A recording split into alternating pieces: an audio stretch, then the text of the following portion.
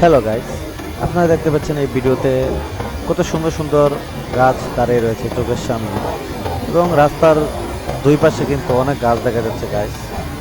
হ্যাঁ বন্ধুরা, এই ভিডিওটা আমি করেছি শুধুমাত্র আপনাদেরকে দেখানোর জন্য। দেখেন কত সুন্দর সুন্দর এই গাছ, এই রঙিন একটি রং দেখেন, যেন আকাশের সাথে গাছের রং একদম মিলেমিশে আছে।